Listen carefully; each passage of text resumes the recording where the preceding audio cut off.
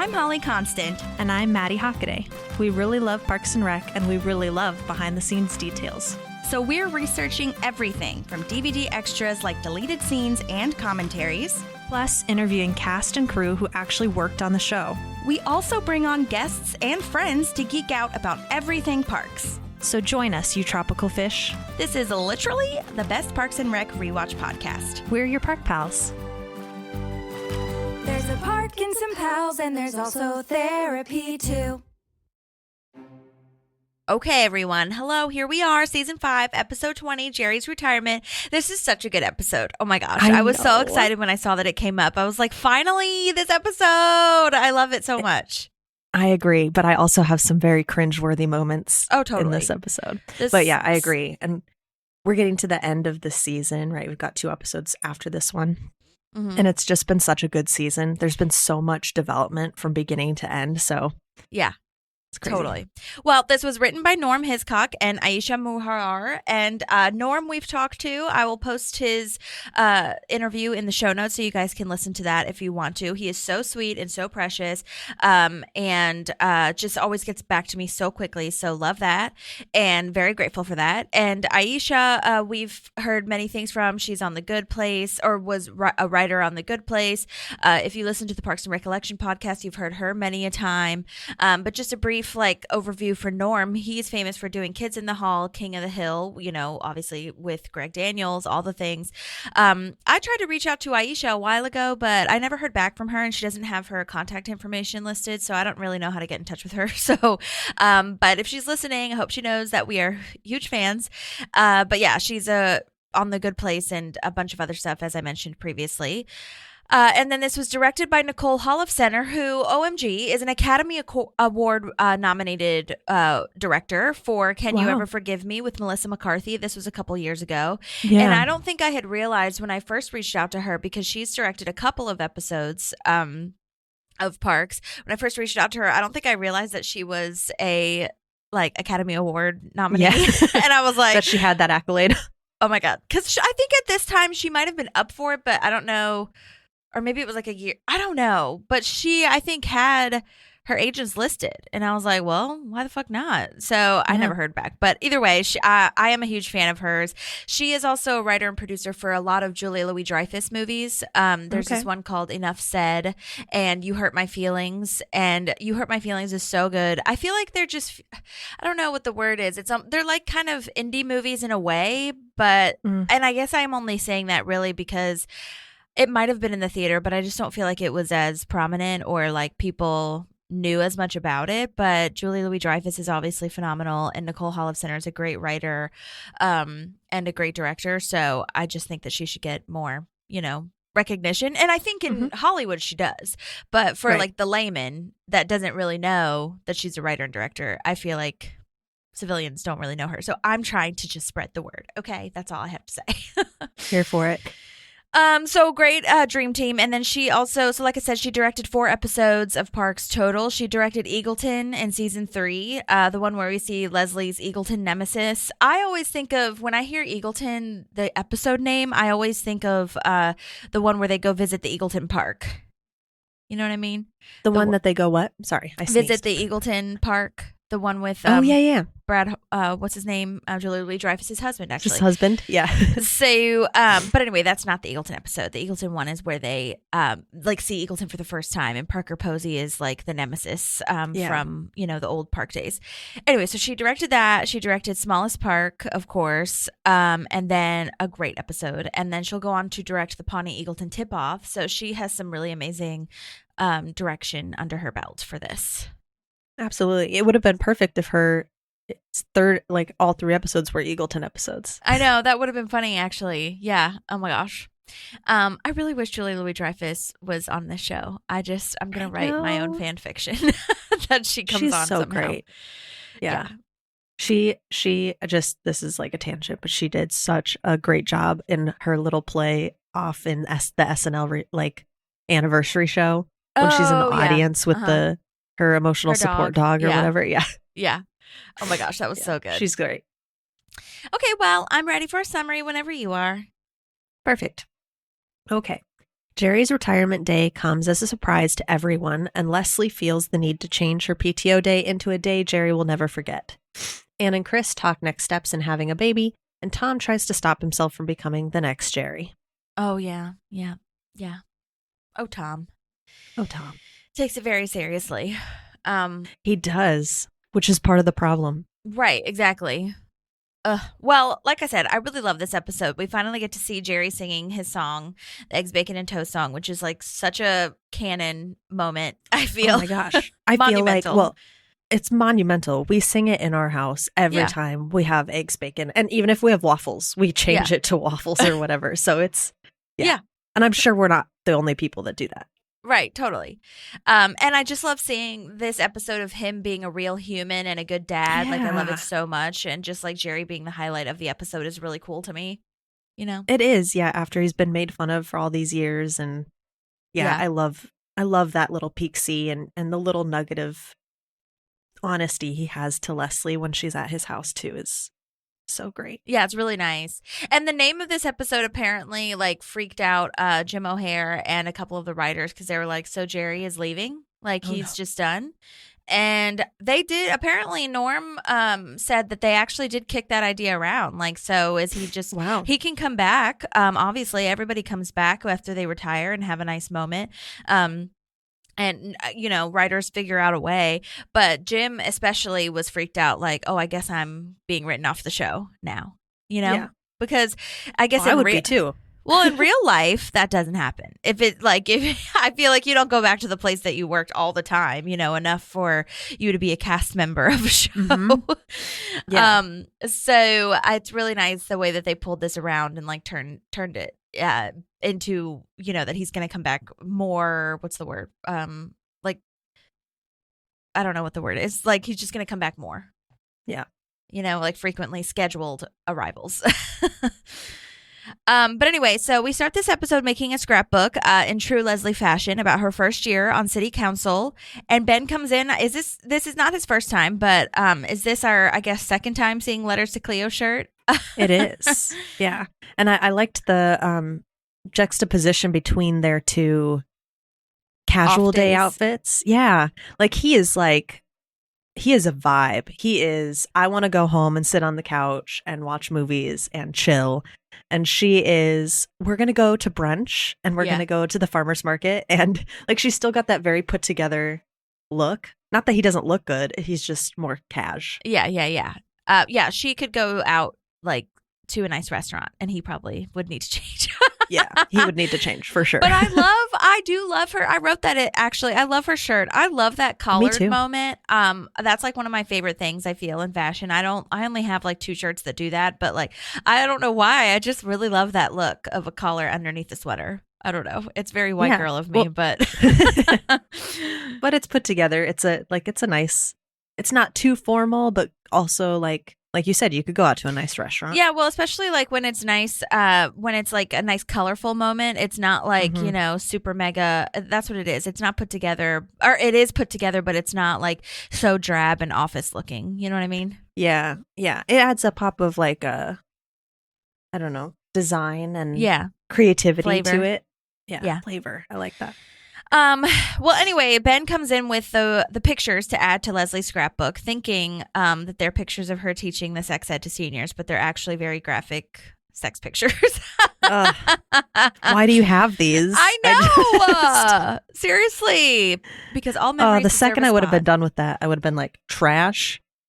Yeah, but this is bringing back her hoarder vibes, I feel, of like all memories and all things deserve a spot, even the saggy ones. Oh, gosh. Oh, my gosh. But great question. Why wouldn't you incinerate them? Yeah. Yeah. Yeah, that's not something I would want to remember, honestly. Yeah.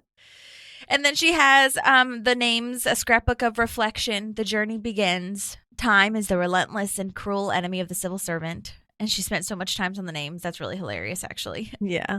Makes a lot of sense. Oh. This is like one of those things. We talk about this all the time. Where does she find the time to do any of this? Because we know she puts 100% of herself into her job, but she still has time to do the scrapbooking. And she has the time, like the last episode, to put time into all those anniversaries and everything. Just like, she has more hours in the day than the rest of us do. I know. I don't think she sleeps. No. I have to believe that she gets 4 hours a night in the end. I don't know how she's living, but yeah, that's can't be healthy. Right.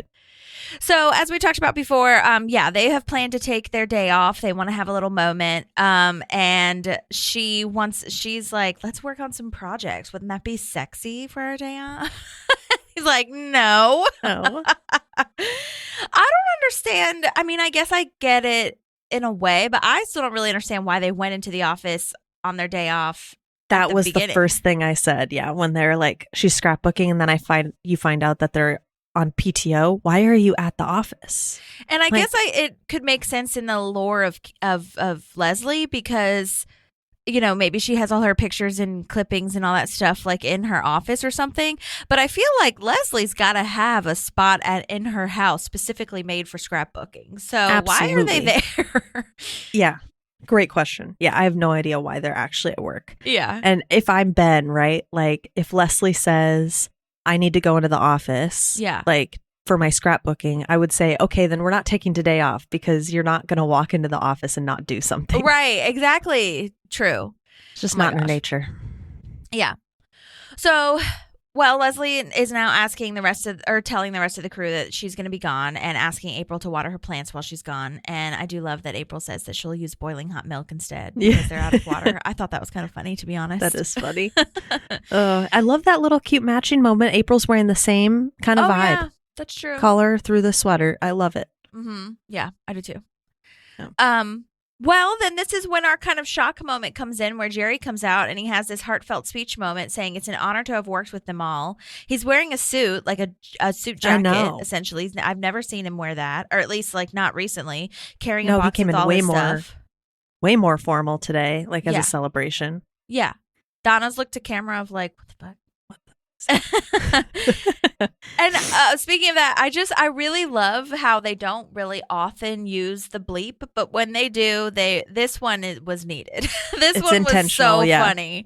Oh my gosh. And Leslie, and it's so out of left field. I mean, not really, but like, it's just what everybody was thinking, and you didn't expect her to say it out loud. Right. I think that's what I think is out of left field. It's like, you didn't expect her to actually say what she was thinking, but she just does, and then they bleep it, and it's so funny. So she's like, what the fuck is happening right now? And then Jerry says he's retiring. This is his last day. It's not even the day before. It's his actual last day. Right. And he has only one box for 40 years of work. Although if you look at how small of a space they've given him, it's fair. Yeah. But yeah, this big stuff. And unfortunately, he has been giving people a little bit of a heads up. Yeah, and totally. Nobody has been clocking it. Right. And I love, Leslie's like, why didn't you say anything? He's like, I did. He's like, well, I didn't want to make a fuss, but gosh, I'm pretty sure I said something. Like, I mentioned it a few times. And I do love that they use one of the flashbacks is a real one. You know, that one of them when he says he's 2 years from pension, that's like an actual clip of, you know, earlier in the show. And then I think the next two are ones that they made up specifically for this episode, which I think is really perfect, honestly, because they're so Jerry, you know, like they either don't know he's even there, or he messes or spills something, so they're really just focusing on that, and they're not thinking about what he actually said. Oh my gosh, it was really funny. Then we, you know, I love Leslie's sneaky comment, and I say sneaky because it kind of is a throwaway, where she's like, as much as we want this to happen, we can't just let Jerry disappear. Yeah. I'm like, okay. And then I do love this Ron saying one sentence, and then Jerry says, thank you, Ron, and that speech means a lot. And it was literally just one sentence of like, great service, the end. Yeah. Which this happens a couple times in the series where I can't remember who it is who like tears up. Oh, it's Anne. It's Anne. That's right. Yeah, when she's leaving, right? Yeah, because Jerry says like this beautiful like goodbye to her, and she's just like, okay, thanks, Jerry. And then Ron says goodbye or something like very small, and she's like, that means so much to me. I think he even mentions her by name, and I think that probably means a lot to her too. Right, totally. Oh my god. It's So his words hold more weight. Right. I think because he doesn't speak often. Yeah, totally. So And Andy's whole like, okay, see you tomorrow, Jerry. Yeah. Like not even being aware of what is happening at all. I laughed out loud. Oh my God. Of course. That's one of those things that was like, you're like, oh my gosh, that was either really, really great character writing, or that was one of those moments where Chris Pratt was like, I'm going to just throw this out there. Right. Oh my gosh. Yeah. So now they're, figuring out how to figure out Jerry's life and whatever. Mm-hmm. But now we're back with Ann and Chris, back with the fertility lady who is played by Emily Spivey, which we talked about. So I'm glad that they bring her back. To be honest, before I, watched this show as an analyzing moment, I don't know that I would have recognized that Emily Spivey was there both times, because I knew she looked familiar in the first one, but I didn't know they brought her back. So that's wonderful. And I'm so happy that they brought her back because she's awesome. Yeah, that's awesome. And she's saying Chris might be the healthiest human being we've ever seen because they ran all the tests and everything and checked their blood work or whatever. Yeah. That's really he says, thinks I get that a lot. Yeah. After she says that he has the resting heart rate of a tortoise or whatever. Yeah. Oh my gosh. He's so proud. And we bring back that, is he going to pass on his stuff? Yeah. To his heart condition thing to the kid, and she's like, you have no reason to think that it wasn't hereditary or whatever, so you should be good.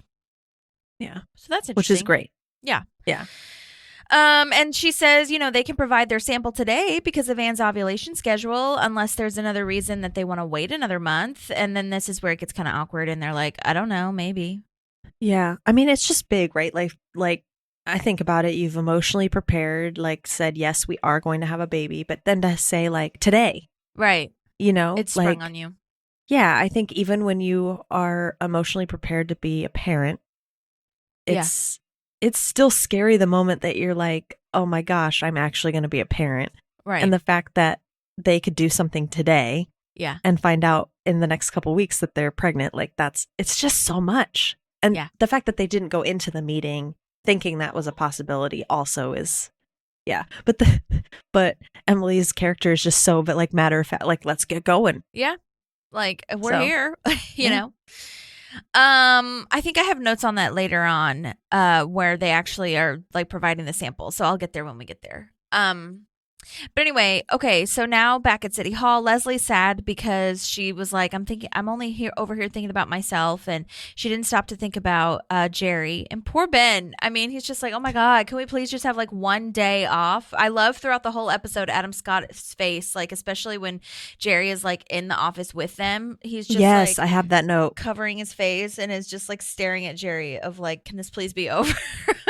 Yeah.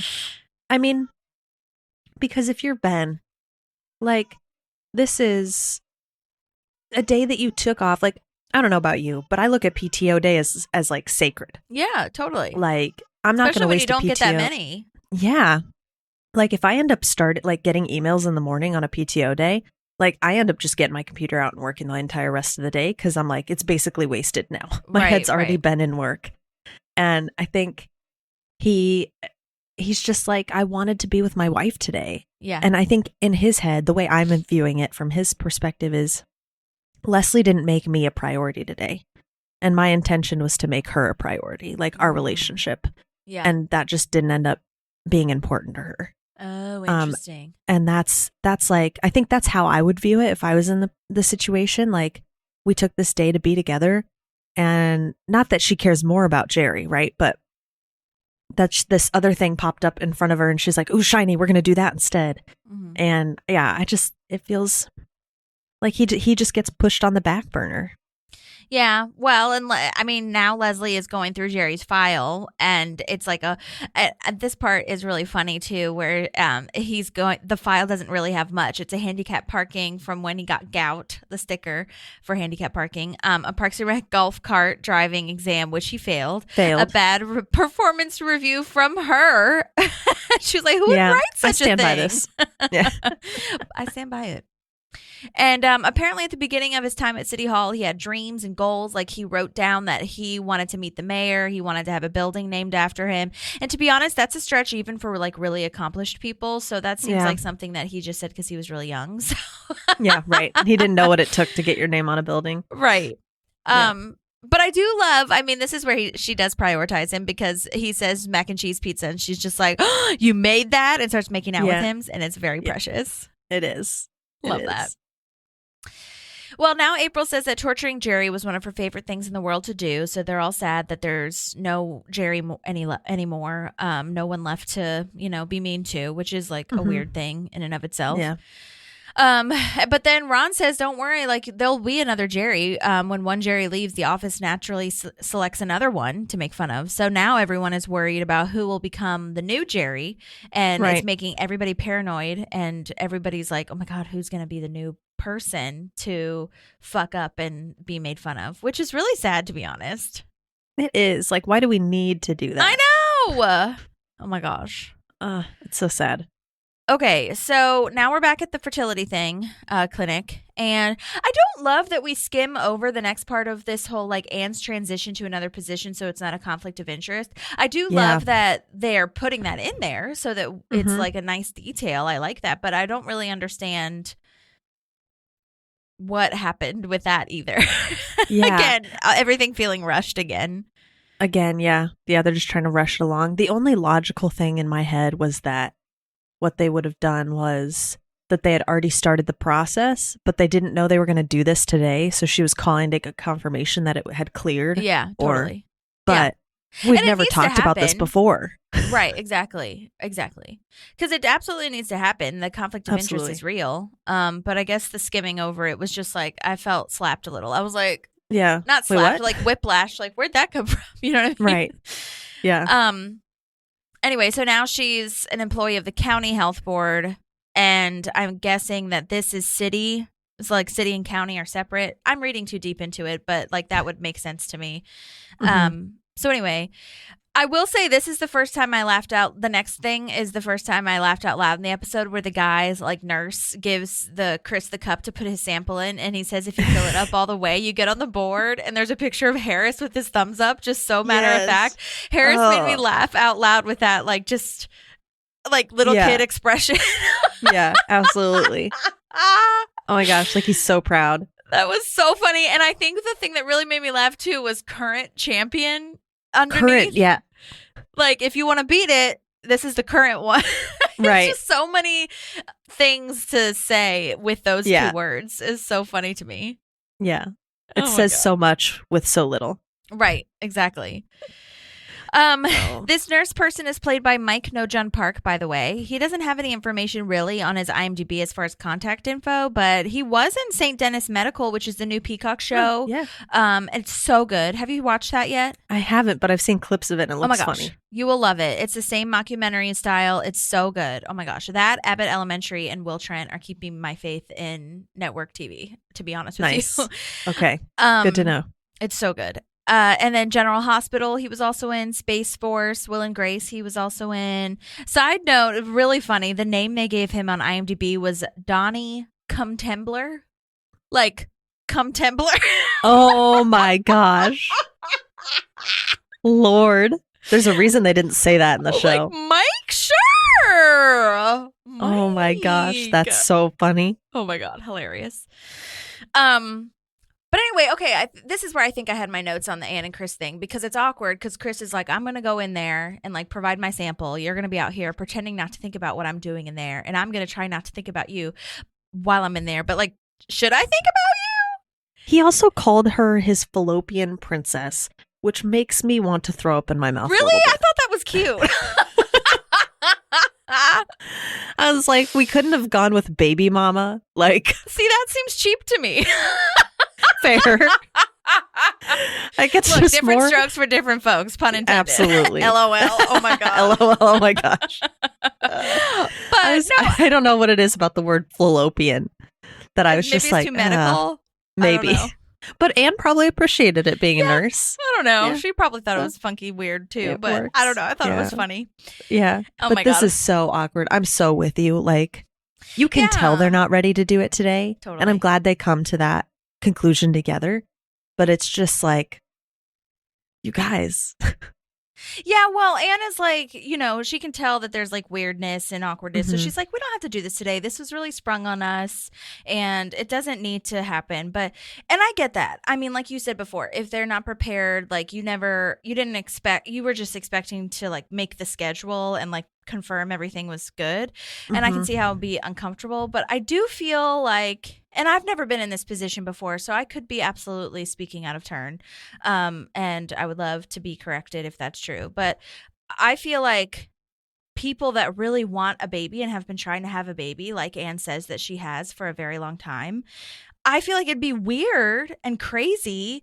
But and I feel like in the back of my head, I'd be like, let's fucking go. Like, let's get started. Like, I mean, I know this is weird, but like, what are we going to do within the time frame that we're waiting? You know what I mean? Yeah. And I know that again, it's totally a personal choice. And a part of this also makes me feel like maybe this comes back to them too, as the people that are being parents, because maybe if I had a partner that like, we've been wanting this for a long time and we've been going through this process for maybe longer than they have, maybe there would have been a little bit more of an urgency to it or something.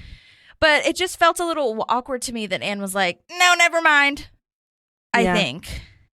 And even though I totally understand, like, wow, this was like today. Yeah. I think I agree with you to the point of it's them. Right. I think you're right. If it was a couple that has been married, like, and every couple's going to be different, but a couple that's been together, they are, they've been talking about having a kid for years. They've been trying for 2 years. They're finally like told today we can do it. They would jump on it. They'd be like, this has been our dream for so long. Cause you do hit a point where you've tried so hard. You're so just desperate's like the wrong word, but you know, you're so ready because you're so like determined, like, this is what I want. And we've been trying for so long. For me, like, it's been in Anne's head since she babysat Diane's kids. And not to say that she doesn't want it as much as someone who's been trying, but I think there's just a difference to me in their situations. For me, it's different for Chris because Chris only said yes like 2 episodes ago. Or 3 Very episodes true. ago or whatever. For Very Anne, true. if we're to believe what the writers say, even if we disagree, if we're to believe, Anne has been wanting this for some time before the babysitting thing. Okay. In my head, that's like, I'm sure that solidified some shit, but the episode after she babysits them, she's like, I've been wanting to be a mom for a long time. And if we're to believe that, that's where I kind of get stuck. But Chris is the one that's doing the sampling, if you will. Yeah. So maybe that's different. I will say if it was like, again, this is getting too deep again, but maybe if it was like Anne's side where Anne had to like go into some sort of procedure, I could maybe see like, I need to get prepped for that because that's a whole like, you know, procedure, surgery thing. You know what I mean? Yeah, you got to be in the right headspace for that. 100%. So I guess I think that's probably the point where it's the whole vibe of their energies together and them being like, how many weeks have we been maybe thinking about this kind of thing, as opposed to years. Well, on his end and them together. So I guess, I don't know. The whole thing is weird, but I guess it does make sense. And I see why they did it because, like I said, it's everybody's journey. Everyone gets to decide that. But take a beat is probably a good idea just to like think about when they want to do it. And I guess that also gives them the time. Maybe that's why the writers did it. I don't know. I guess that also gives them the time to think, I am attracted to you. Maybe we can like actually have sexual relations and not need to do this, you know? So and like from a writer standpoint, like that does make sense later on. Yeah, definitely from a writer's standpoint, it makes sense. Yeah. And I agree with you. Like I think it does look more like, not that Anne's not freaked out, but it does look like Chris is more uncomfortable with the urgency of it. Yeah. Yeah. Yeah. Because he's the one that's like doing the thing. Yeah. I don't know. He doesn't seem like the type of person to use a porn like DVD. No, he doesn't. So I don't know. I mean, honestly, it sounds like he can turn himself on. So right. And yeah, totally. But also I think that awkwardness of, which is what we just talked about, I guess, but like that awkwardness of like, should I be thinking about you? Like that's a whole other thing to explore. So maybe it's not only the, you know, the sample part of it. Maybe it's also the part of it where they're like, wait, are we like into each other now kind of thing? Subtly. Or should I be into you if I do this? You know what I mean? Yeah. So I guess that's like a whole lot, another awkward layer. Yeah. There's a lot to unpackage here. Totally. Oh my God.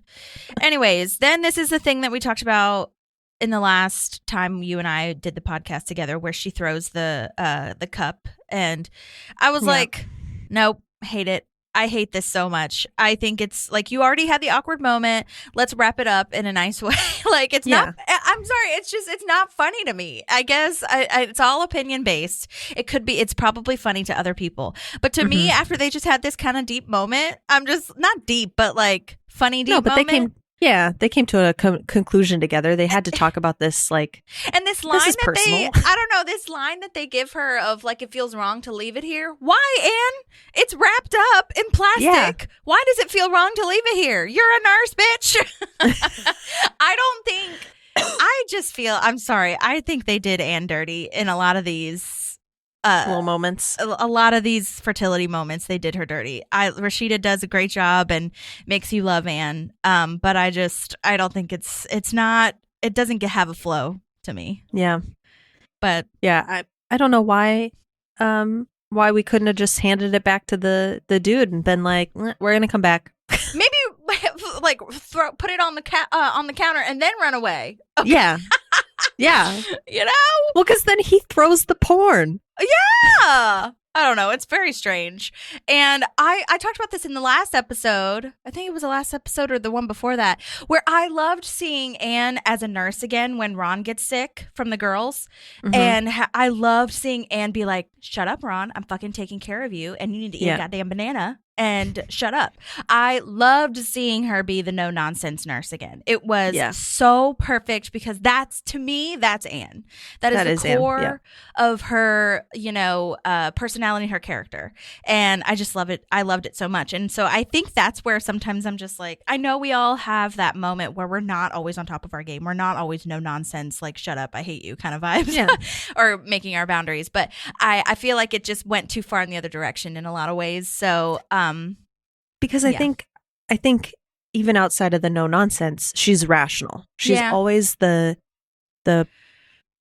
steady, logical, and this is not a rational response to what's going on, throwing something and running. So I think that's a good call out. Like, that's who she is. Yeah. And like, we're kind of losing that a little bit. And I guess, I don't know, maybe it's just like indicative of how like messed up and like confusing this all is, like she's just a little loopy. Frazzled is the word. Yeah, she's just a little like, oh my God, this is happening. You know what I mean?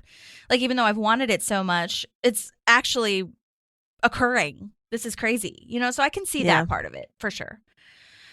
So anyway, I just needed to have that little tangent. Yes. Thank you for listening. Validated. Okay. All right. So let's see. Then back at City Hall, Tom says this like awkward thing, which might make him the new Jerry, the Pilo-Philo. I made 2 Pilophiles, and it's not even honestly that far off from what he means to say. Like, it's he just left off the S's, right? Like piles of files. He just said Pilophile.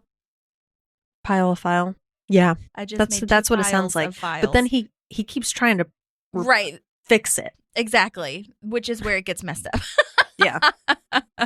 Yeah, he just keeps digging that hole. Oh my God. Oh my gosh. Also, side note, when he says that he has his little talking head of like, I guess I'll just be the new Jerry listening to Bonnie Raitt and the Da Vinci Code on my iPod or whatever. That doesn't sound bad to me at all. No. But Tom is a special species of, I don't see him listening to Bonnie Raitt. I know. He's wanting to be in the clubs and, do the nightlife entrepreneur thing. Which, side note, this is really funny. I thought I was going to see this on like the IMDb trivia or something, but I watch Scrubs, and Aziz Ansari is a guest star in the later seasons of Scrubs, and he's playing an intern, and his character is like this. It's really funny, actually. It's kind of Tom energy, where his character is very lazy and doesn't want to study and is just kind of goofing off a lot of the times or not paying attention. He's still very smart, but he's just not paying attention. And he's listening as an intern, like on their rounds in the hospital. He's listening to the Da Vinci Code on his iPod. Oh, crazy callback. That's cool. I know. I guess it was just like I don't know. It must have just been like within that 5-year span or whatever the hell. Like, I didn't look up when Scrubs was on versus Parks, but it's just like, I know the Da Vinci Code was huge. Not only the book, but the movie was then very huge too at the time. So it's just really hilarious to me where that actually happened. And oh my gosh. That's so funny. I wonder which one came first. Which episode came first? I'll have to look it up. Okay. Secondly, this is like not a soapbox, but I think this is just an opinion. I just hate bullying so much, and I just feel like maybe it's time The Office stops tries to pick a person to bully, because it's so stupid, and it just shows how insecure everyone else is, which like I understand that that's like the point of it in a lot of ways, but it just makes me sad and mad and glad that Jerry is leaving, honestly, because I'm like, Jerry doesn't deserve this. And I just got in my feels about this because I was just like, do we have to bully somebody? Like, get out of here. I know it's a show, I know it's not real, but it just made me feel things. I know. I'm right there with you. Like, I don't think anybody should walk into work. You spend the most hours at work, right? Like more than at home and all that. So why do you get to walk into work feeling like, how are they going to make me feel bad about myself today? Like, I mean, I know we've both lived it going to school. Like, how bad am I going to feel when I leave school today? Like, you don't want somebody, like, we are adults, people. Yeah. Like, why are we doing this to each other? And like Toby around. Oh, go ahead. Oh, sorry. I was just going to say Toby gets bullied in The Office, but it's only Michael, right? The rest of The Office, like, is like Kelly talks to him all the time. Pam and Jim are nice. Like, everybody else is nice to him. It's just Michael. Like that, I still don't agree with, but I could still swallow better than everybody attack Jerry, you know? Right. And I feel like joking around or joshing around in like is different, but it's that whole stupid thing. Not stupid. It's not stupid at all. But it's that whole thing that you're taught. It's like there's a difference between laughing at someone than laughing with someone. With them. And I know even that's like a stretch sometimes because whatever. But anyway, so yeah, I was just like, this sucks. Yeah. And you're right, though. We'll get to it. But you're right. Like sometimes the difference between joshing around with someone is also laughing at yourself, especially the pile of file of things. Like that could have easily been laughed off, I feel. Yeah. But I think that paranoia just gets so in your head that you're like, oh, my God, this is really bad, you know? Yeah. Yeah. But anyway, okay, so now Leslie is meeting with Jerry and showing him all the dreams he had when he was young. And Ben's face, this is where I, again, was like, oh, my God, he's so over it. And then Leslie is like, okay, well, we're not going to let you leave here or retire until we accomplish all the things. The first was to eat at the city council private dining room. That's kind of nice, I guess. Yeah. And like easy enough. You'd think. It should have been easy enough, right? I know. Why not just have him come back in on a Wednesday to eat with you? Yeah, I know. I was thinking that too. Does it have to be today? Right. But I guess like he lives close enough. Yeah. I don't know. I guess in Leslie's head, it's like if it's not done today, it's like not wrapped up for your retirement. But I'm just like, it can be done. But that's very Leslie, right? Like if we took a step back, I think if we had Anne there to help her, you know, they always balance each other out. I feel like we could have taken a step back and said, what would be cooler would be a retirement party. Yeah. Next Friday that you plan. Totally. And maybe we plan it in the lunchroom. So his party's in the, you know, like. Great idea. Or even in the conference room they named after him, technically. Yeah. Yeah. Like, you know. It's probably more realistic. Oh my gosh. But still, like, that could have still been really nice and still Leslie level effort without her ruining her day off and without it feeling so last minute. Because I know Jerry's a very grateful, very like positive person. But if I was Jerry and this is happening, I'd literally be sitting there like, you didn't plan this. Like you're just throwing this together right now. Yeah, totally. Yeah. So, I guess for Jerry, he just is like, this is really nice. Yeah. Anyway, you know? Yeah. Well, so they go to the executive dining room and there's a guard there saying guests are only allowed in on Wednesdays, as you say, which I feel is weird. Like, why? Why can't they just come in anytime? Also, why is there a guard for that? Yeah. Yeah. Wow. Like that? It does remind me though of, I love this guard. And it does remind me of the guard in, Ted Party Day when what's his face is like, your jackbooted stormtroopers are going to be rampaging my house, and they're like, you mean the Pawnee Police Department? Yeah. They're Danish today. And so it's probably similar to that, but I just thought that was so funny. And then, to that point of Leslie wanting security levels, so she just like made up a security level. Yeah. Oh my gosh, that cracks me up. Oh my God. We don't have them, but shouldn't we? But shouldn't we though? Yeah, totally. I love this guard though, saying like the way she says, his dream, really? Yeah. But exciting news, this guard is played by Julie Brister, and she looked so familiar to me, and I don't really know why. I looked up, I must have seen her on something that she's done on IMDb. She was in The Mindy Project, Brooklyn Nine-Nine. She's a UCB gal. She was just in something called Motion Detected, like a lot of upcoming projects, and she was super great. But very exciting that she sent in a voice memo. So let's go ahead and listen to Julie. I booked my role on Parks and Rec through an audition with Dorian Frankel. Dorian was the casting director at that time. And I look back at my emails, and I found another audition. I know that I auditioned 2 or 3 times, but I found another audition that I did not book to be a woman hosting a puppy party. And oh my God, that would have been fun. But I didn't book her. I booked Gloria, and I had a great time. We were shooting our scene. It was a little later in the day. Like, I knew it was going to be a late day. Speaking with people in wardrobe, they're like, we've had a lot of late nights recently. So I was prepared. I was prepared for that. When I got on set, it was late. Like, it was at like 9 p.m. when we got on set to shoot our scene. Everything went great. I will say this, and this is the main thing I took away from this experience. Working late on a show, working on a TV show is difficult. It's exacting. It's frustrating. People on this show, the crew, treated each other so kindly. And I know that Amy has a lot to do with that. I'm a UCB person. Amy was my improv teacher. She leads with kindness. You could really sense that and feel that on the set of this show. And it was a very, very special feeling. It was so much fun. I got to work with my improv teacher, Amy Poehler. And it was a great experience. As far as plugs, look for me on St. Denis Medical any day now. Like, it should be coming on very, very soon. Thank you, Holly, and good luck to you.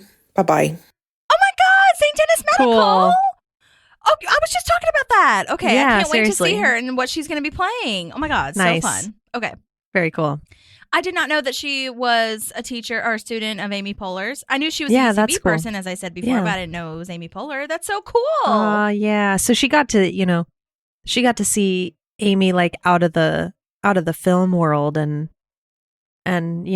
really get that. I mean, I feel like we get the authentic Amy anyway, but like she got her on that like one-on-one like vibe. Yeah. So cool. And from so many people, it sounds like she brought the same energy she brought to like teaching and whatnot to the set and creating this amazing environment. Oh, that's so nice to hear. Oh my gosh, so beautiful. Yeah. And I don't think that every guest star has told us when exactly they shot, but most guest stars that do say what time they were called to set, they always say like took maybe an hour or two. It was a well-oiled machine, and they shot it like, anywhere from 2 p.m. and before. So to be there at 9 p.m. for it wasn't even like a nighttime shoot. Most of the time when you hear night shoot, it's because they're outside and they need it to be dark. But I guess they were just like maybe running behind, or maybe not even running behind. That was just the schedule for the week. I don't know. But that's really cool to hear. And yeah, I mean, tensions can get high, I feel, on sets, especially when it's that late at night and if you've been working for a very long time. So to have the like niceness and the kindness coming from all the people, even though they're tired and frustrated and everything, that's really cool to hear, Yeah, absolutely. Because it takes effort, I think, to be nice like on a set after you've been working for really hard, so for a really long time. I mean, and it's not because you're becoming a mean person. It's just you're exhausted and you want to go home and you're hungry and we all Energy can is zapped. hit that point where And then, okay, I'm trying to think. So the puppy party lady, was that at the Pawnee Goddesses, I'm guessing? The one that drove the van up with all the puppies? That's what I was thinking, You think that's the girl? Okay. It would have to be that one, yeah. Which was a while back. So it was this season though, right? No. The Pawnee Goddesses? No, that was like season 2 or 3. No way. Yeah, huh? I don't think it was season 5 because it was before she was a city council member, right? I don't know. Season 4, episode 4. Okay. So I'm wrong, but it wasn't that far Yeah, it back. didn't. I thought she was like at least running. Oh, maybe she was. I don't know. But either way, yeah, it was definitely before because she was mad at Ron. I just remember that because she was like in the office way more. You know what I mean? But anyway, so yeah, that's cool. That's awesome because I feel like I just don't hear that all the time where casting directors will be like, I had auditioned for this one thing and like they just called me back in for this other thing. So that's really wonderful. Anyway, love that. I'm glad Julie booked something. Yeah.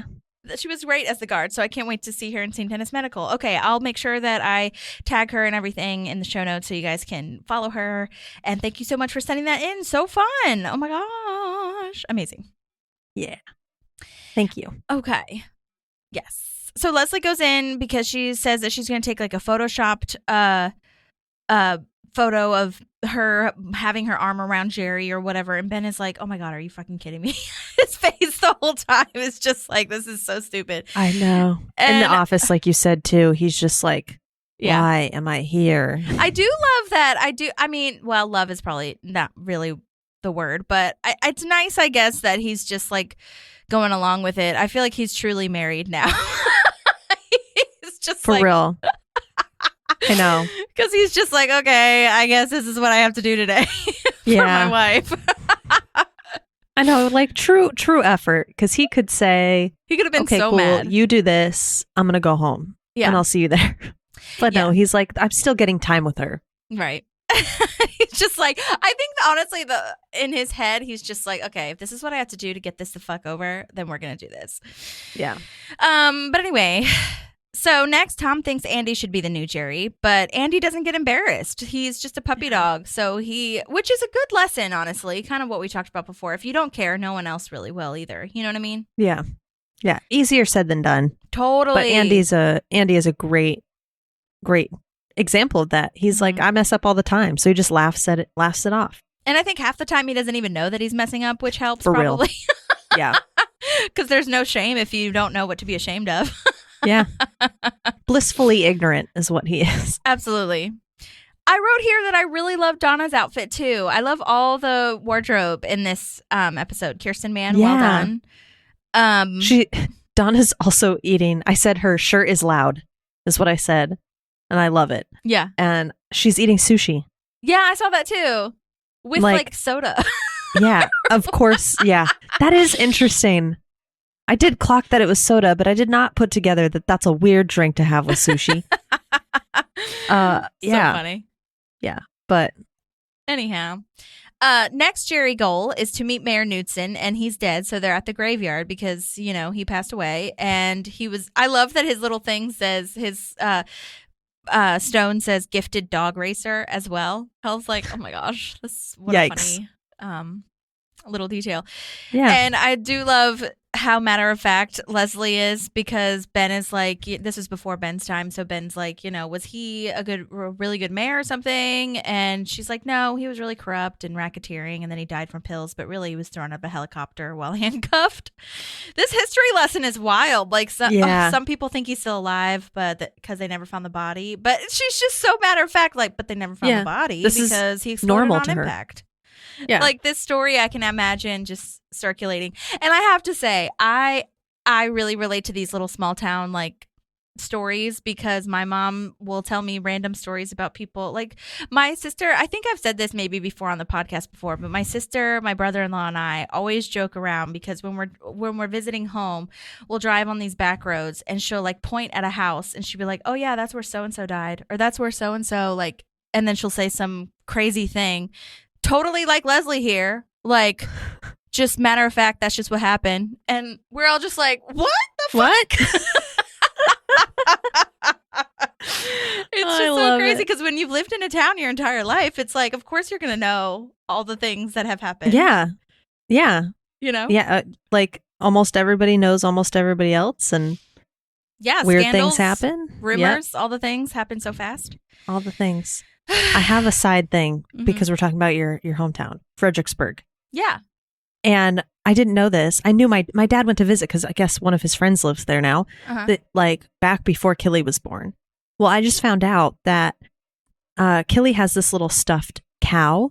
My dad bought it there. Oh, how precious! And I know. So I tell Killy. Yeah, I told him that. I said your Aunt Holly's in this stuffed cow for you. Because it's so where she's funny. From. Oh, yeah, and he loves it. He looks at it and he goes, "Moo." So, where did he get that from? Do you know? I don't know. He said it was a little like boutique shop. Oh, okay. There's like an old town that they have like antique shops and boutiques and whatever random places. Yeah, so that's so I'll funny. have to find out. I think he remembered the name, and I just don't remember what he told me. So if I find out, I'll let you know. That is hilarious. Because it's like it's from your papa, but I mean, really. This is where Aunt Holly's from. Your cow is from where Aunt Holly's from. It's so cool. That's hilarious. Oh my God. Yeah. That's so funny too that you're went there. And kind of random, right? Like, yeah, he's like, yeah, I got it in Fredericksburg. I was like, Virginia? It's like, yeah. I'm like, that's where Holly's from. Oh my God. That's so cute. Yeah. Wow. What a small world. I know. It was meant to be though. Yeah, totally. Wow. Yeah. Universe. Yes. Okay, well.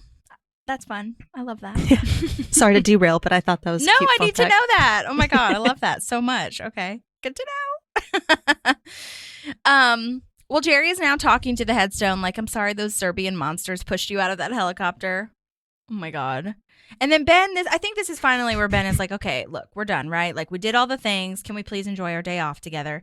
And Leslie gets very dramatic, as usual, and is super serious when she's like, well, in a few years, we'll be visiting Jerry here, and he will have achieved nothing.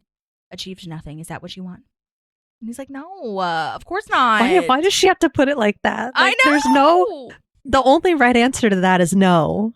So, yeah. Just. Oh my gosh. I feel so bad for Ben. So next up, Tom is talking to Ron, and Tom asks if they can hire someone new to be the new Jerry, although he doesn't say that. He just says like they should get an intern. It's like a Jerry you don't have to pay, which is very appealing to Ron.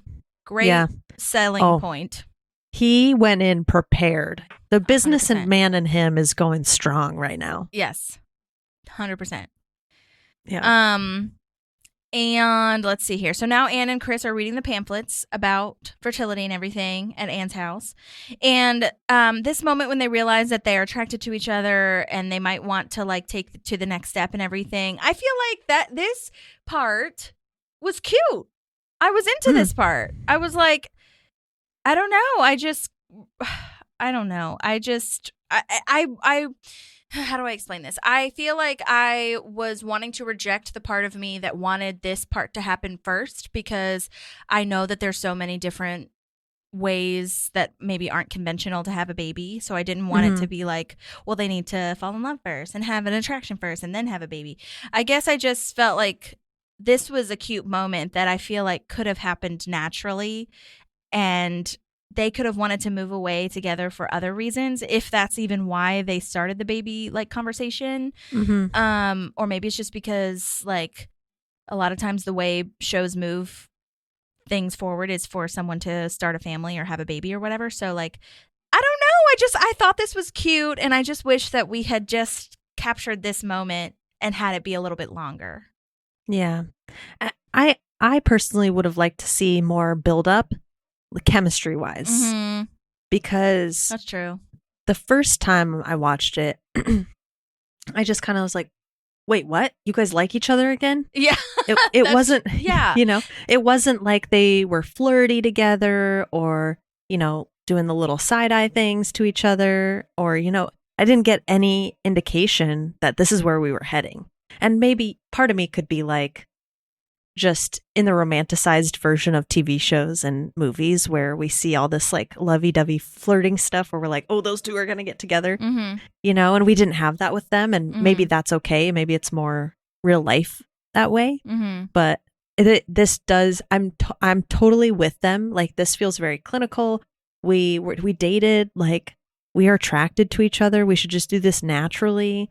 Like, I'm totally on board with all that. And I agree. Like, I think this part is way less awkward, but I could have done with some more build up. I hear you. Yeah, I do like that they were, the fact that they had dated before, I think helped me because that's the whole catalyst of it all is where she's like, well, we were actually really good at those, activities. And then they start thinking about it. Then they get the side eye. But again, it's like a side eye that lasts like 5 seconds. So I think that helped me. But yeah, and I also do like, I guess, it's nice to see. I mean, again, like you said, the buildup would have been nice, but it is nice to see them have like this datey, like flirty moment, I guess. So I guess that helped me just like closure some stuff. I don't know. Yeah. Everything. But to your point, though, like you're feeling kind of what I'm feeling in other parts of it where it's just like, it feels like whiplash. The whole thing just feels like, wait, what? Where? Who? How'd we get here? But what? And so I think that's kind of the tricky part and how to, I don't know how to handle that. So we just have to accept it for what it is, I guess. Yeah. I do love that Chris, like when he's running, like trips and falls or whatever, that was not supposed to happen. He just fell and kept going. Love it. So that was really funny. Did you notice the amount of alcohol bottles on I did. Anne's? Is that like her bar, I'm guessing? I mean, I'm assuming that's what it is. And like, I totally get it if that's your bar. But there's like pour nozzles in really? like 7 yeah and like 7 different bottles, and for me it's like you usually only have that in the one you're using. That's really funny. So it's like, girl, I don't remember seeing that in any other party. Yeah, right. I was like, she's like, I'm about to be pregnant and not going to be able to drink, like let's go. Yeah, let's just get drunk every night. Yeah. Wild. Yeah, good call out. Let's see. Oh yeah, when Chris, I said when Chris says that, it goes back to your note. When Chris says that thing about it's also weird because we have engaged in those physical activities before, I was kind of thinking what you were talking about at the fertility clinic. We're like, why haven't we had this conversation before now? Yeah. Question mark, like what we were going to be to each other kind of thing. And wouldn't that be something like you bring up with the sperm donor situation? Yeah, I think you should have that figured out before you even go through the process. And maybe that's something that was giving them pause about doing it today, was just, hey, we haven't had some important conversations we need to have. But then again, they could have come to a conclusion of what they were going to be to each other, and then they could have slept together and then needed to have the same conversation that Anne brings up later. Yeah, because you had mentioned that, I think, when they were going through the questions at the fertility lady office, when like they didn't know what they wanted the kid to be raised as and all this other stuff, and you were like, they didn't even talk about that. So yeah, again, with the whole whiplash thing, I know we're repeating ourselves, but it's just, we're just proving our points. Yeah. Validation through and through. So anyhow, okay, moving on. Leslie is like, okay, everyone gather around Jerry. And Jerry is like, well, I told Gail I'd be home. She has a tasty surprise, but it's a meatloaf, not salad. Yeah. Everybody else's brains are in the gutter, and he's stoked about Jerry. Food. Yeah. I do love that Leslie does name this Parks and Rec conference room after Jerry. It's like the Jerry Gergich Memorial Conference Room. R.I.P. though. Oh God, I do love that it says retire. Like she says, retire in peace. That's kind of that's a good pivot, Leslie. That was tough stuff. Smart thinking. Yeah. Oh my God. Maybe it's because they said memorial. Like the guy making the plaque was like, oh yeah, he died. Right, and since it was a rush job, they said. Mm-hmm. Yeah. Then they get out a cake. And this is where they got part. that, God knows. Jerry lights himself on fire. I do love Donna just being very nonchalant, like, you're on fire. Yeah. It's like not surprising to anybody anymore if something goes wrong with Jerry. Totally. He gets himself in those positions. Oh my God. So Jim O'Heir actually did this stunt. Wow, good. Mm-hmm, yeah, they did the whole like flame retardant like thing under his jacket, and it was like really padded. I'd like to go back and see if you can tell. I couldn't tell in the first one, so like I don't think they did a good job on that. And then Jim O'Heir was saying that like the stunt person told him that he needs to keep his hand like up a little bit more instead of down, because if it goes down the flame it will travel up. And I was like, wow, I wouldn't have even thought of that. Nope, my hair would have been on fire. So like keep your hand like not up all the way, but like, you know what I mean? Just like maybe level. And then I guess I didn't hear about the Tom part. I'm sure that was Tom though, putting the extinguisher on him. And I don't know how many takes they did. They didn't talk about that, but if they did multiple takes, that would be insane to like reset and clean everything up. Like, he would need different jackets. Yeah. Because the jacket's completely burned. Done. Yeah. And then they'd have to like mop up all the fire extinguisher shit. So, yeah. Which reminded me, I probably need to get a fire extinguisher for my mom's house. I was like, I don't have a fire extinguisher because I'm in an apartment, so we have one in the hallway. Right. But I was like, I wonder if we have one, because so many people's fire extinguishers, they'll get them like 100 years ago, not knowing that they expire. They expire. Yeah. But anyway, I thought that was really cool. So great work to Jim O'Heir and Tom or Aziz for making that a thing. I think also because they talked about it, and he also did the stunt for the park safety moment when he falls in the river. Like he actually fell, because even for those things, it seems like it's little, but those things, they can actually really hurt you. Like he could have broken something. And so I think they want to be really careful about the actors doing that. And so I think Jim O'Heir was just like, I would like to do it if you'll let me, essentially. So that's cool to hear. Yeah. Very cool. But also I just love that after everything is done, Jerry is also nonchalant as Donna, again, just like knowing that this stuff happens, and he's like, oh, gotta go. I told Gail I'd be home by 5. Okay, bye. Yep. I'm like, what? You were just on fire. Nothing else crazy? Happened. Yeah. No incident report is filed. Nothing. Oh my God. Well, and then they all get mad at Tom because he got fire extinguisher stuff all over the cake. And he's like, classic Pilo. The cake is ruined. Yeah. And then Andy again. I love this callback. Okay, see you tomorrow, Jeremy. Calling him Jeremy was like the literal icing on the cake. That was so fun. Yeah. So good. Okay. Well, this is where we get to our fun part, that Leslie decides to go to Jerry's house and say sorry for the day yesterday. And I'm, sorry I couldn't give you everything you needed. And Jerry is in a Hawaiian t-shirt, just having so much fun. It looks like having a great day. And he invites her in for breakfast, and she's like, no, I just want to give you something. Like just give him the scrapbook. Gail is there, which is very exciting. Love a Gail moment. That. Has Leslie met Gail like in front of us? Because we met her at the Christmas party, but Leslie didn't go to the Christmas party. I know. Great question.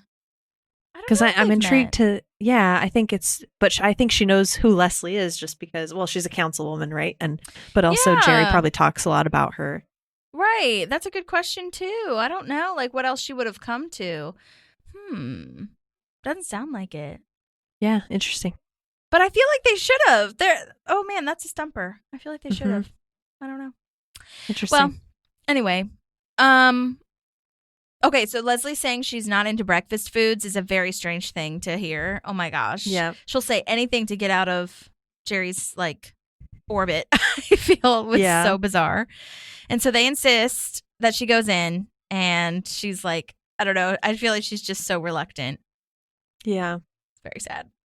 Yeah. But she'll Which like is it. Sad. She'll learn. Because usually she's so like in everybody's space. Mm-hmm. So it's interesting to see her not.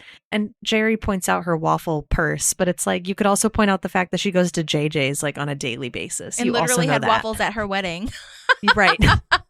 Where Jerry was there. Right. Oh my God, so funny. Yeah. So back at City Hall, they got a new guy intern, and Donna's hitting on him. Oh my gosh, I love that he calls her Miss Meagle. Like, work just started. Yeah, but our work is just beginning. You know? This is the shirt that's loud.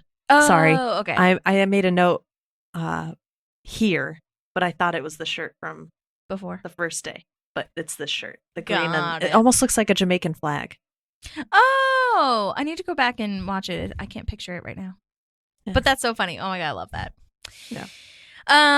Okay, so Tom is upset because this guy is cute. He's a jock, according to April. Like, Tom was not expecting someone cool to be the new Jerry. And he's also a philanthropist because he ran a homeless shelter.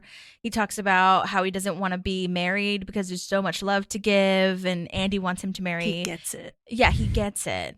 Andy wants him to marry him in April. Yeah. It's just like, he's just getting along with everybody. Totally the opposite of what a Jerry would be. Right. So Tom is really upset.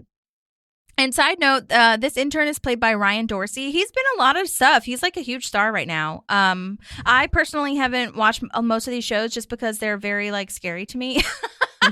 Not scary, just like thrillery. Like there's this one called Big Sky. I don't know if that's on anymore, but it was like I think it was like an apocalyptic type of vibe, but not, I don't know, whatever. You guys that are listening, maybe you can help me. But anyway, Big Sky, Yellowstone, which is not scary, just stressful at a lot of times. Yeah. Justified, Ray Donovan, Tracker, Magnum PI. Like they were big shows. And he was on the TV show Nashville, which is really fun. But those shows, apart from Nashville, I feel are just really stressful to me. I feel you. I really like the like Jack Ryan type of shows, but I go through them so fast. And you're right. Sometimes they are stressful because you're like, oh my gosh, like get out of here, get out of here. But I have to be in the right headspace for them, and I have to have the time to sit and watch them. Yeah. So I get where you're coming from. It's harder to commit. Right. It's like Breaking Bad, where it was like, oh gosh, you can't look away, but also like it's so stressful. So but it was also good, so but good. so heavy. Yeah. So which is the same, I think, for a lot of these shows, like Yellowstone, same. Yeah. But anyway. So great job, Ryan Dorsey, and he looks much different now. Cause does he have a mustache in this episode? I can't remember. No. Okay. He has like a little bit more. Maybe he has a mustache now. More hair. Maybe that's. Yeah. He has like it's long-ish hair. Yeah. Well, anyway, great job to him. Yeah. That was a really funny choice. Oh, yeah. Okay. This next moment is this awkward moment. I don't like this part where it's like this awkward meeting of Ann and Chris in the hallway after they've slept together. And they don't say anything to each other. Like, why can't it be like awkward, but also like, wow, last night was wild? I could see Ann saying that. Yeah, absolutely. I have the note written. I hate this so much. I wrote no with like 5 O's. Like, no. We're on the same page. Yeah. It's for me, Chris and Anne are they're like the mom and the dad of the group. If we take Ron out of it. Ron's like the angry grandpa. That's a great idea. Yeah, great. And I would expect more from mom and dad. Like to like you're saying, last night was wild. Like it doesn't have to be a comfortable, don't act like it ever happened, but like to just literally be like, well, we'll walk halfway to each other. Like, why did we stop at the end of the hallways like children? And then like we're in this awkward teenage phase of now we've met and now we're like, no, we're not going to talk about it. I'm glad that it gets resolved to a point, but I'm sitting at this and I'm like, I expect more from both of you. Mm-hmm. Yeah, and it doesn't even have to be like talking about last night. You know what I'm saying? Like, yeah, it could literally just be like, hey, like an awkward hi. They didn't even have to stop. They could have literally just like nodded at each other and kept walking. That would have been better to me. Yes. Yeah, I agree. Yeah, so weird. Anyway. Okay, so now Tom is talking to Ron about being the new Jerry, and Tom is really sad because he says he already was a Jerry at one point. He was a skinny Indian kid in South Carolina, which is actually Aziz's origin. He's from South Carolina, yeah. So that's funny that they wrote that in. Yeah, and I wonder, I don't know. I mean, I can imagine being a skinny Indian kid in the South. Like, that's fucking crazy. Yeah, you know what I mean? Yeah, he's like, I don't want to go back. This is like what we talked about earlier, right? Like, we are adults. This is kid behavior that we're bullying someone. Yeah. And he's being pulled back into that like school trauma behavior. Yeah. And he thought he escaped it, right? He's a working adult. He wears fur underwear. Who wears fur underwear? Dope suits. Great call out. Yeah, but I think I would also feel that way. Like I lived this. I don't want to go back to that. Mm-hmm. Yeah. So 100%. I feel bad for him. And I mean, Ron is harsh, but I do kind of, I don't know, like 5% see, like, I get, like, Tom's kind of an adult, so I don't really know what my role is here. You know what I mean? Yeah. But Ron is so good at what he does. So I love the ending, how that we'll get there when we get to the end, but he did a great job. Also, I was going to say, this is kind of a random side note, but I don't really understand how he's running his business and still working full time at City Hall. Like, does he only open the shop on weekends? Like, I don't get it. I don't either, if I'm being honest.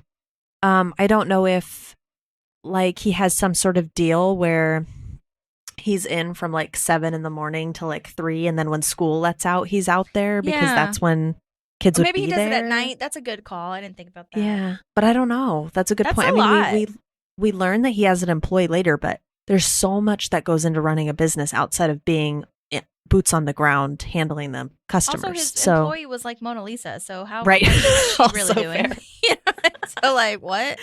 He's still doing most of the work. Yeah, right. Anyway, I just thought that was a wild side note that he was like just at City Hall talking about being an entrepreneur, and I was like, wait a second. Anyway, yeah. Okay, so now we get to the breakfast song. Eggs, bacon, and toast is happening. It's so good. Leslie is super awkward at this. You know, with anyone else, I feel like she would just have such a great time with this. Yeah. You know what I mean? It's so funny to see this like weird contrast. Yeah, it's very interesting. I asked who. Oh, sorry. Go ahead. I just said so un-Leslie to me. Yeah, especially singing about breakfast. Come on. Yeah. Why is she not like jamming out to this? Right. And then I was writing in my notes, like, who wrote this song? Like, I'm very intrigued. Jim O'Hare says that he remembers getting a recording to learn of this song. So someone must have made the melody. And I'm guessing it's Mark Rivers because he wrote all the Mouse Rat stuff. And it's catchy. It's so catchy. And it's so, I mean, the writers most certainly, I'm sure, wrote the lyrics because I feel like the writers can absolutely handle that. And then I did ask Norm. I emailed him because, like I said, he was so good at responding. So I was like, let me just see. I was like, do you have any memories of this song at all? And he essentially was like, no. He was basically like, no, I don't really remember what happened with that song, but maybe the writers did it. I don't know. Like, okay. Oh my gosh. It's so funny because that lives in all of our heads rent free. I know. But he's like, no. He's like, no, it's just casual, whatever. And he literally wrote this episode. Yeah. It's like, Norm. But that's also the email where he talked about how people thought that Jerry's retirement was like Jim getting written off the show. So like that was a good nugget for me from that email. But yeah, I think I'm going to say in the lore of Parks that Mark Rivers probably did the melody. Or maybe even Mike Schur, to be honest, because they've got, you know, talents as well. But it's catchy as hell, and it was great, and we love it. Yeah.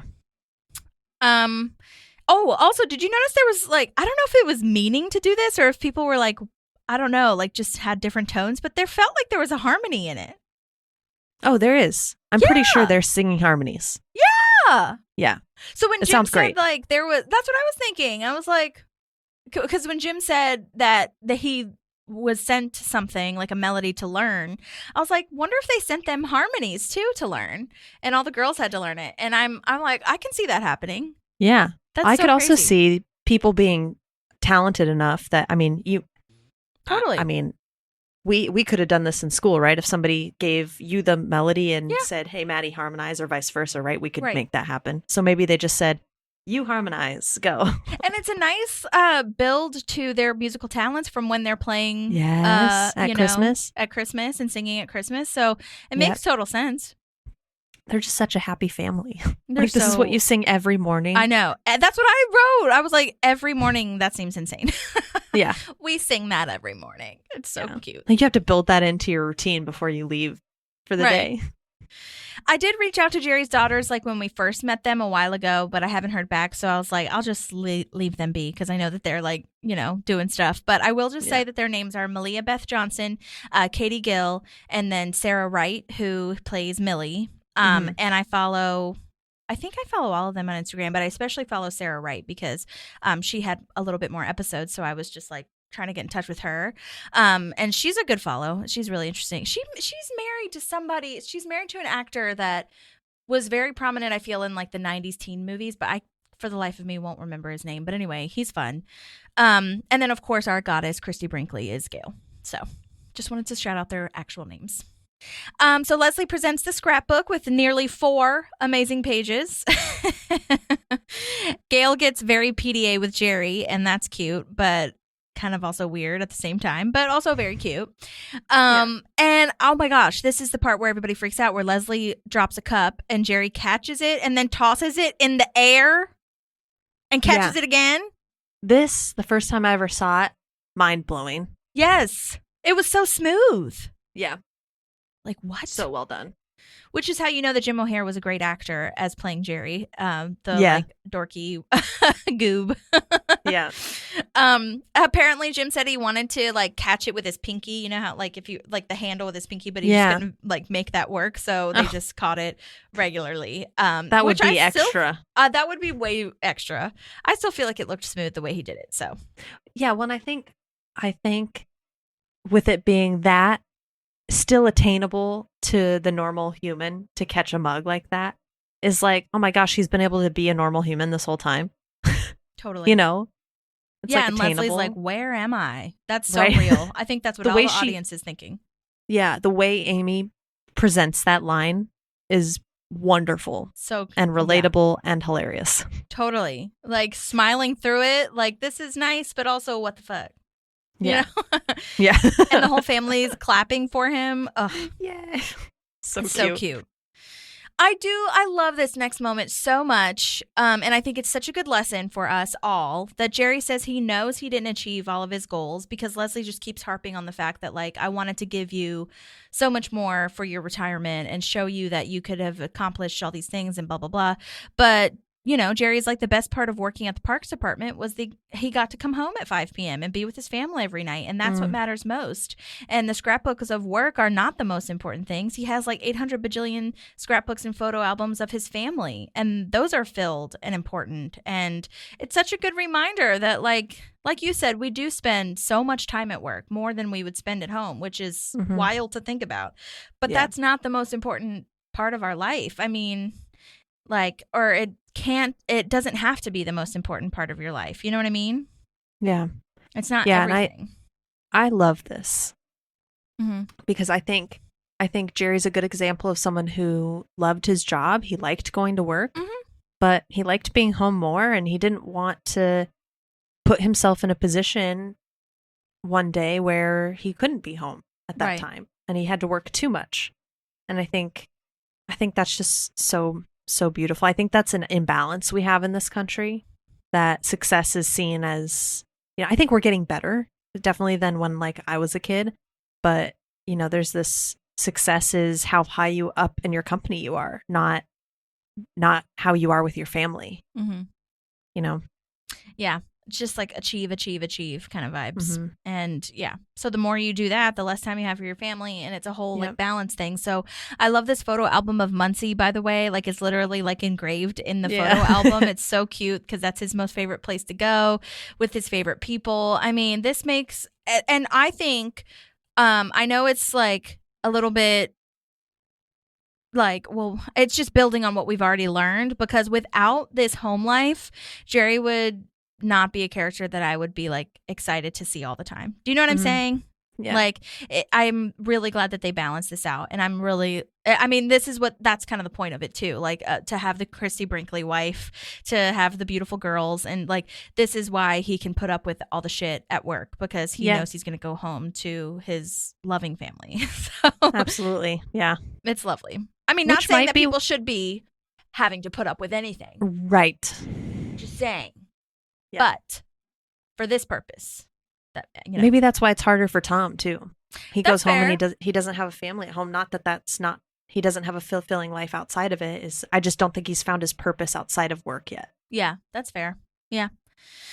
Anyways, okay. Then this group hug attack moment is happening and Leslie just slips out of the hug. It's really hilarious to me. Yeah.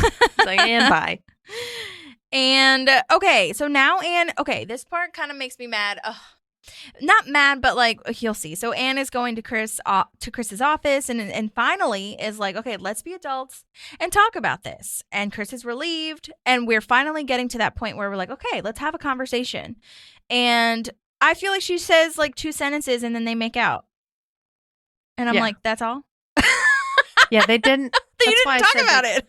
That's why I said they came to an agreement to a point, or we concluded to a point where she acknowledged that there needs to be conversation, right? Like, we can't bring a kid into this world and make things really confusing, right? Like, if we're not going to be together, like, we should not be together from the beginning. Because, I think that's great. I mean, you know what I did for years. Like, not a lot of parents think through that stuff. Mm-hmm. And some people do, and things just don't work out, which is also, like a real life that happens. But they're in a situation where they have the ability to have this conversation and they don't have it, but they at least identify that it's something they do need to talk about. And I'm like, thank God, this is at least a better solution than you walking around each other in the hallway. Yeah, that's true. The acknowledgement is probably more important than anything at this point in time. You know what I'm saying? That like, ideally, if we can, so she says, if we can provide a home with 2 parents that are together, that would be great. On again, off again isn't ideal. So they say they should talk about it. And so they have, I guess they've just now come to the point where we need to talk about it, which again, to me is like, okay, well, you could just talk about it. Yeah. But the acknowledgement is important too. So, and as like you said at the beginning of this journey that they're going on, that can, like you said, they can have they are capable of making a decision of at the beginning, which can be helpful. So, I don't know, dude. I'm just trying to keep going with this story. Yeah, but I have to tell you, Holly, like. I've been worried about these episodes from the beginning of us starting this podcast because I've always felt this way about this relationship and how it ends up happening and all this stuff. And so when we started talking about it and you were like, this frustrates me, I was like, oh, heck yeah, I'm not alone. I was like ready to defend how I was feeling. Oh my God, no. Many Parks fans feel this very same way as us. I'm telling you, some people are very I was about to say some people are very passionate. But I am included in those some people. Yeah. We are very passionate about this. Yeah, dude. We are not alone. It's very weird. I don't know what the word is, but it's something that I'm just trying to get through. Yeah, I know. We just got to get through it. We're so close. Anyway, but I love Anne and Chris. That's the thing that's so hard about it. And I love this show. So like, because especially now, I didn't love Chris at the beginning. Not many people did, or maybe they did, but I personally was not like the biggest fan of him. It was too much, too fast. But now he's like really grown, and the character arc and the development of going to therapy and like combining your physical and mental health, like, and the way he speaks to people, it's just like, is so much light years ahead of where he was. And it makes me really respect him.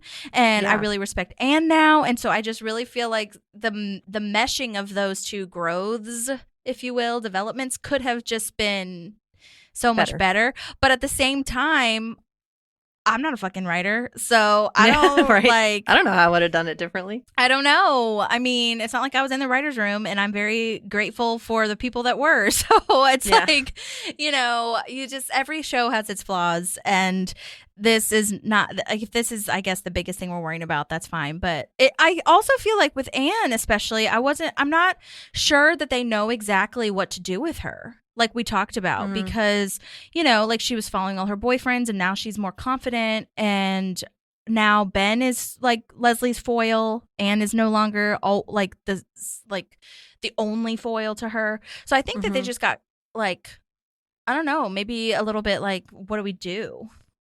Yeah. You know? How do we round this out?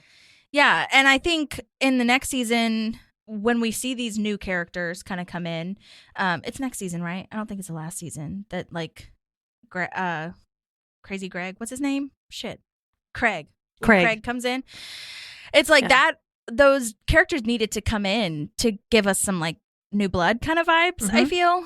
Even if it was only for a couple episodes, like they did in The Office when they brought in the interns. That was, like, literally one episode, but it, like, made it, to me, seem a little bit more fresh, and bringing in Aaron and all these other things. So yeah, I mean, that's just, like, my nerdy rant about it, but it's like Star Wars I think for people. It's like nobody's going to be happy all of the time, you know? Yeah. It's just like, it is what it is, but yeah. They did their best with what they could. Okay, so Jerry comes back because Ron is nice and hires him back to come back a few hours a week to be the Jerry of the office. He doesn't say that, essentially, but he, is going to come back so that Tom doesn't have to be the Jerry. And I do love that line because Tom is like, I don't know about this. And Ron is like, anyone will get to talk to him about anything he might do or say or fart. Yeah. Welcome back, Jerry. Last one. Yeah, you needed that last one for it to click in for Tom. Right. And immediately Jerry falls and makes a Jerry moment, which is also Jim O'Hare's stunt work. He trips. Him and Pratt do a lot of falls. Yeah. Classic new guy, says Andy. So funny.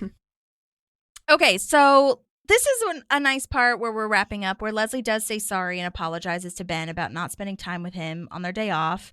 He says he watched Fringe to check for plot holes, but it, as I suspected, airtight. Did you ever watch that show? No. I didn't either. I just looked it up because I was not familiar with it. And it's an FBI show. And it started in 2008, so it was around this time. But it was created by J.J. Abrams, or he was one of the creators. Okay. So I was like, oh, okay, Ben, that's why. Yeah. Of course he's into it. Of course. Yeah. That checks out. But I love that Jerry taught Leslie this lesson about family and life. And she's like, let's take a real day off and talk about starting our family. And I love Ben's reaction. Adam Scott plays this so well, where he's just like kind of shocked for a little bit, but then he smiles and is like, yeah, I mean, I'd love that. It'd be great. Yeah. And I just feel like that's a really good reminder. It was like, I don't know, just for, like, emotionally for us all to remind ourselves, like, who we like spending our time with and how we can be the happiest, and to make that a priority, because life is just so short. And I think if you can create memories with the people that you love and that make you feel loved, it's like, that's the most important thing that we have to offer, you know? Absolutely. It's just so, life is just so precious, and it's important. Yeah. You know what I mean? Short and precious. Yeah. So I love that they show that, and I love that because I think this is our first time that we've ever really heard Leslie talk about a family. I mean, she talks about it kind of in passing, where she's like, our kids, like, when she's, I don't know, when she talks about, like, her life in the future kind of thing, but it's never been like a full on, like, I want to be a mom vibe. You know what I'm saying? Yeah. It's always just been kind of a given that I'm going to get married, have kids, I'm going to be the president. You know what I mean? Yeah. So this is a nice little nod to, like, what might happen in the future. Right. Yeah, that's very cool. Yeah. Well, then Ben tries to make sense of Jerry and Gail, and it doesn't make sense. He's like, did you find anything out, like any reason why this would happen? Does she have a brain disorder? Does she think Jerry is a friendly hat? And I don't know, I feel like this is like, I don't know, again, it's too deep, but I feel like this is kind of mean to think that there's no possible way that a hot girl could be with this guy. Yeah, I know. It's like, you don't know people's relationships. Also, you don't know Jerry. Like, you've seen him at the Christmas party. You see that he's a different guy than what he is at work. So now you're just basing it off of his looks, probably, right? Like, yeah. I don't know. But I get it. I mean, I do see people, and I know, I don't know anyone offhand, but I think I've seen it before where you, like, meet them for the first time and you're like, oh, they don't, like, seem like they would mesh well together, but like you don't know their lives. If it's working for them, it's working for them. Shut up, Ben. Ben, you're spending way too much energy on this. Yes, you're just thinking too much. I love Leslie's kind of shutdown of like, yeah, I think you solved it. Yeah. But I do love Adam Scott and Amy Poehler together. They're just like so cute and perfect. Oh yeah, their chemistry and everything is so great. It's lovely. Okay, I think I have one last note here. Oh, I wrote on this note back when they met, I'm assuming, like remember when we saw the old parks IDs when Tom was trying to do like the 70s retro vibe for the parks? Yeah. I feel like his ID was like cute. Like, you know, it wasn't like modelly, but it was cute and handsome. Yeah. And so maybe like they have clearly been together for a while. So if you are basing it off of looks, maybe we don't think about now what he looked like when he was 20. Yeah, maybe and also stop it. Yeah. But anyway, so that's my last note. Do you have any other notes? No. Okay. Well, that was Jerry's retirement. Don't forget to rate, review, subscribe, share with all your friends. Very exciting that we're rounding out season 5. What a journey. What a journey it's been. Yeah, it's been a long I don't mean this in a bad way. It's been a long season. I agree with that, actually. I looked back because, you know, I go on IMDb to like look at all the characters and whatever. And I was like looking through season 5 and I was like, the first season of this was Miss Snope Goes to Washington, or first episode. Yeah. And I was like, that feels like ages ago. Forever ago. This was also back in the times when episodes had literally like 24 episodes, which is gnarly to me. I know. I'm glad they don't do that anymore. Yeah, I liked it like when we had it that way, but like now it's just hard to keep up with how much is going on. Yeah. Yeah. And I mean, that's also a lot of the reasons why, from what I hear, again, I'm not an expert, for why crews and stuff were working so long and so crazy nights, because they had to get that amount of stuff in. So I don't know how that changed. I mean, streamers changed a lot of shit. That's really the main point. Because streamers were like, we don't fucking care. You know what I mean? But anyway, so thank you guys for listening. And I hope that you have a wonderful week or whenever you're listening to this. And we'll see you on the next one. See you next time. There's a park and some pals, and there's also therapy too.